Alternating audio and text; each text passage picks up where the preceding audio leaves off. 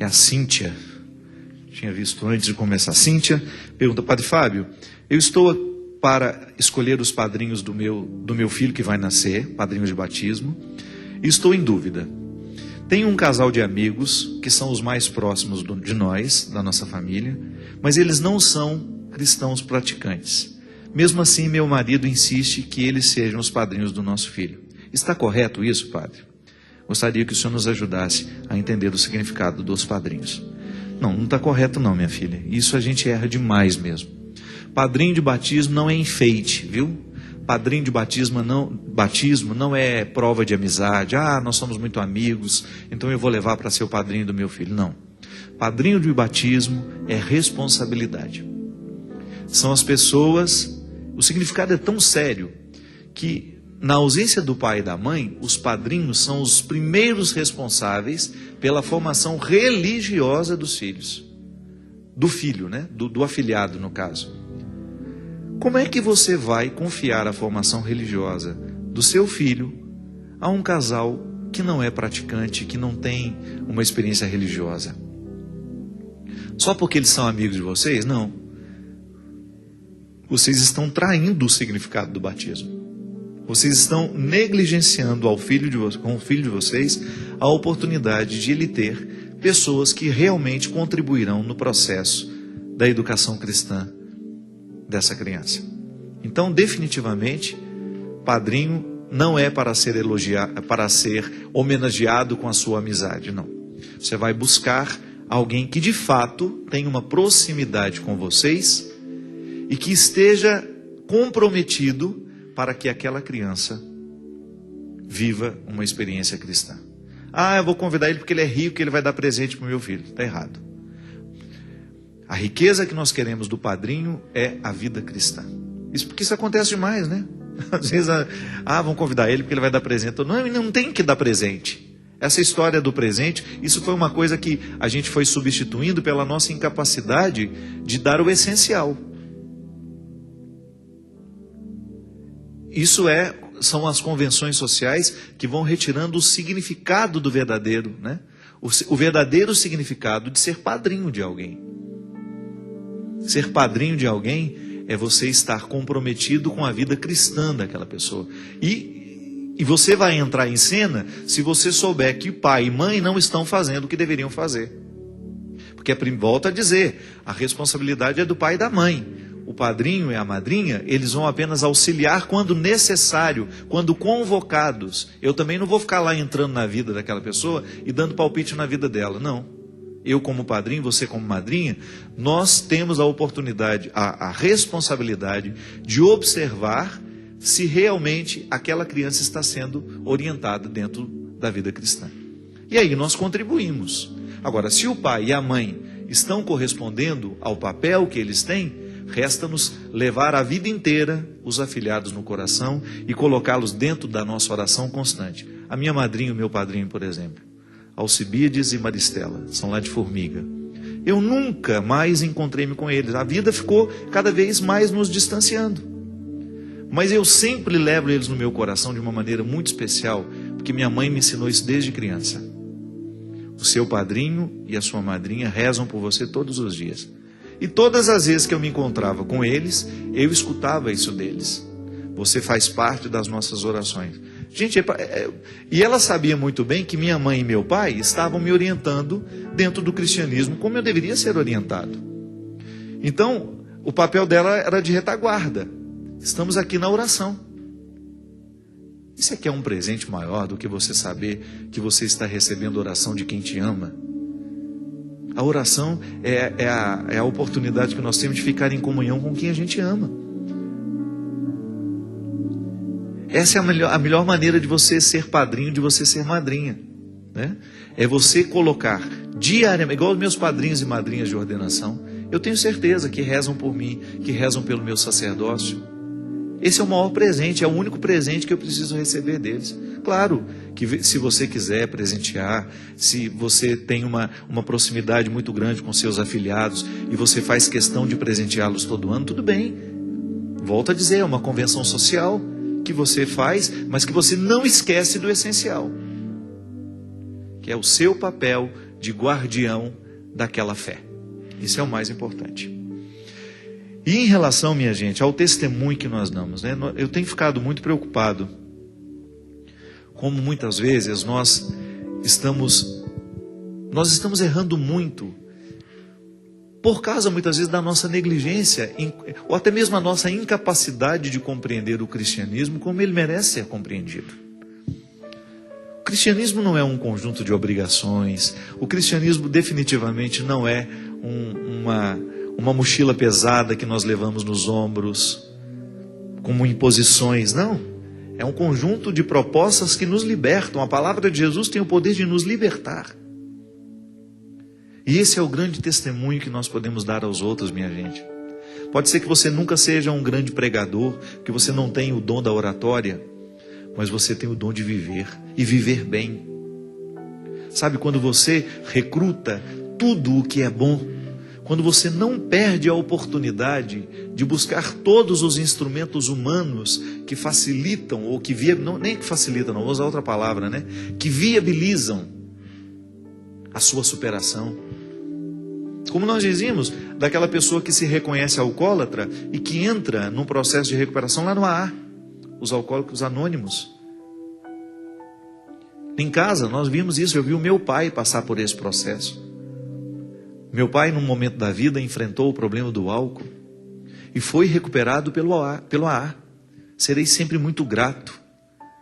Aqueles homens, companheiros do meu pai, quantas vezes eu fui com ele nas reuniões de AA, onde ele via, né, o seu processo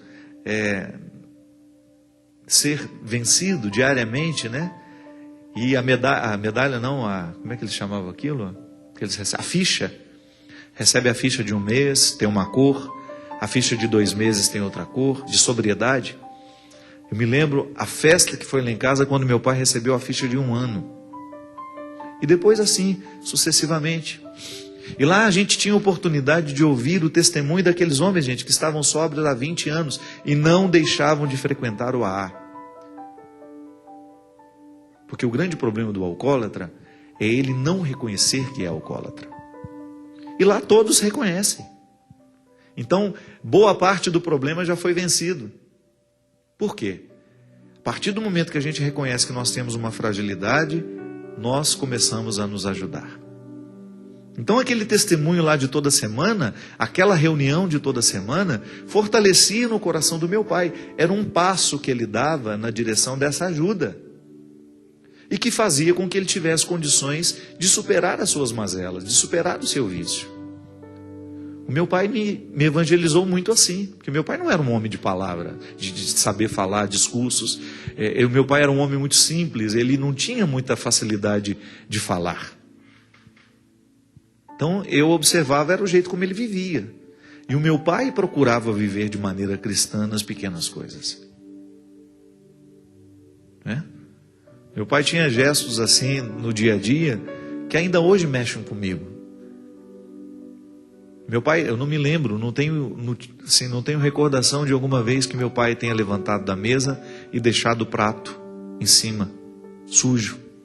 Ele fazia questão de levantar, de levar o prato dele até a pia e ele mesmo lavar. Mesmo sabendo que minha mãe ia lavar todos os outros, mas ele sempre dizia isso.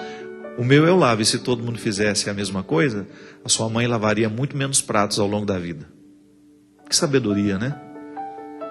Então, quantas vezes eu me vejo também lavando o meu prato, repetindo o gesto do meu pai. Ah, mas eu tenho uma funcionária que faz para mim. Não importa.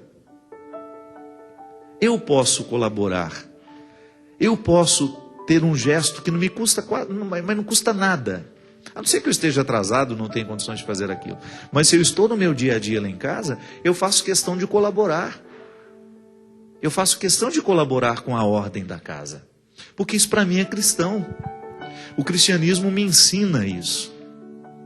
E às vezes os nossos filhos, minha gente, ficam privados do cristianismo prático.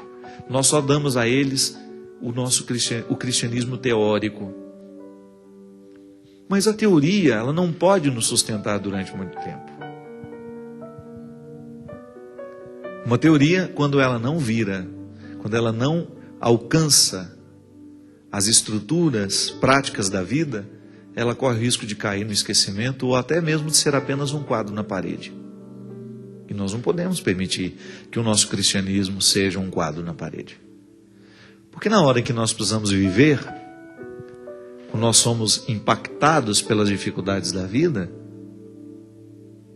essa prática vai nos ensinar, vai nos colocar, vai nos posicionar de forma madura e diferente. É uma luta de todo dia, né? A gente nunca vai estar pronto. Todos os dias nós precisaremos recrutar os instrumentais que nos tornam melhores. É um agradecimento e um testemunho ao mesmo tempo. Padre, eu e minha família agradecemos profundamente pelo programa de direção espiritual, também pelas pregações que tanto estão contribuindo para a nossa superação das dificuldades, através de mudança de mentalidade diante dos fatos do mundo e fortalecendo nossa fé em Jesus Cristo. Testemunho que por meio do seu programa superei doenças psicossomáticas e perdas de pessoas. Muito obrigado pela sua entrega a Deus, Renata e família. Muito obrigado, Renata. A gente fica muito feliz. É isso que nos sustenta, né? Quando a gente sabe que de alguma forma nós interferimos no processo do outro. Quando a gente sabe que de alguma maneira Deus nos utilizou para tornar a vida do outro melhor. Da mesma maneira como eu serei eternamente grato a todas as pessoas que passaram pela minha vida e me tornaram melhor. Nunca serão esquecidas, né? Ainda que a gente nunca mais se encontre. Ficarão sempre guardadas no nosso coração as pessoas cujo cristianismo transformaram a nossa história. Acho, minha gente, que esse é o grande desafio do cristianismo nos dias de hoje. Às vezes eu fico vendo cristãos brigando entre eles, né? Um clima tão pouco fraterno, em nome de Jesus até. Tantas vezes Deus é usado como causas de guerras, né? De contendas, porque a gente pensa diferente, porque por isso, por aquilo. E eu fico pensando, será que o grande movimento do cristianismo dentro de nós não é justamente criar uma capacidade de ser amoroso mesmo no momento em que discordamos? E sentir que você, mesmo pensando diferente do outro, você passou pela vida dele e fez bem.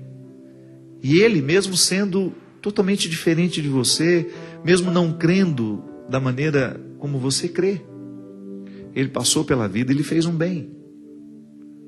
Diferente, né, do outro que se diz cristão, que passa pela nossa vida e nos faz mal. Com sua arrogância, com seu ciúme, com sua prepotência, com sua desonestidade. Você já imaginou se o cristianismo conseguisse... Se o cristianismo tivesse a oportunidade de transformar o mundo, você olhar para o vizinho do lado e você saber que ele é cristão de verdade, ele não é um cristão hipócrita, e você nunca vai ter medo de que o seu vizinho lhe roube, que o seu vizinho lhe desrespeite, e você anda pelas ruas e você começa a olhar as pessoas, e você sabendo que são cristãos de verdade, elas não coloquem em risco a sua vida, que elas não vão te matar, que elas não vão... Enfim, a gente sabe que o cristianismo é um código de valores, né? Que fazem a vida ser melhor. Porque é muito bom quando você convive com alguém que de fato está tocado pelo desejo de acertar e de fazer o mundo ser um espaço melhor. Diferente de quando você tem de conviver com uma pessoa que fez pacto com a maldade, que não tem nenhum compromisso com a bondade. Vai ser sempre muito difícil, muito doloroso.